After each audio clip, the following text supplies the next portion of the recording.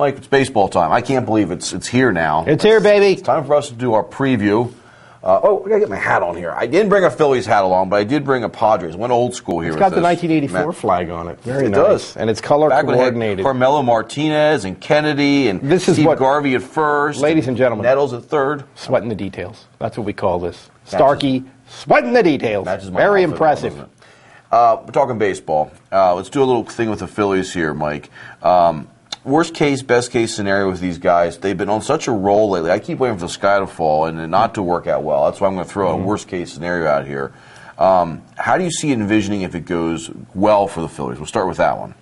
Well, if it goes well, they'll win 100 games. I mean, they'll win 105 games. I think if everything happens with I'm talking about within reason, not any sort of miraculous thing, but within reason, given the track record of that roster. I mean, that's certainly within their. That's one thing that they have not done, is had this season where they really meet their potential in the regular season in terms of victories, which to me is a big thing, because the 162 game grind is really what baseball is about, and I think almost anybody.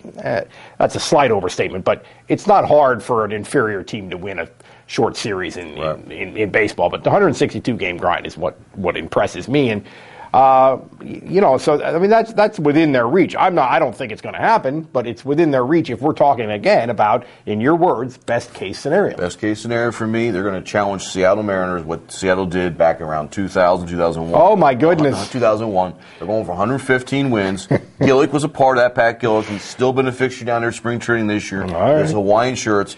These guys stay healthy. They can go out there very focused. We're talking 115 wins. Oh my goodness. That's Starkey. best case. Okay. Worst case scenario for you is what?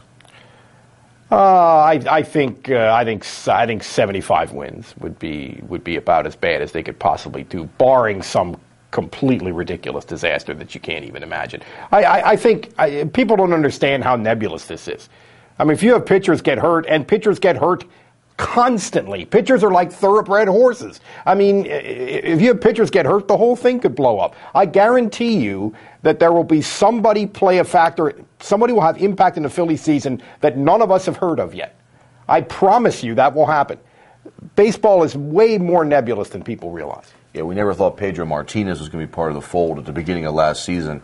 Worst case scenario, Ray Halladay gets hurt in either the opening start in Washington or very close into that and throws off everything. Worst case scenario, Lidge and J.C. Romero don't come back to where they are, and we've got Matson in our bullpen as the closer, and he blew it 10 out of 16 times last year when he had that role. I could see some major injury coming up to a Ryan Howard or a Chase Utley, and it just screws up everything. Yeah, lots of things can go wrong. And here's what could be really bad. The Mets wind up winning division. I have to hear on Facebook that Paul Franz, our former producer, picks them to go to the World Series. Well, listen, the Mets are going to stink. Don't worry about the Mets. We'll get to that in another segment, but don't worry about the Mets.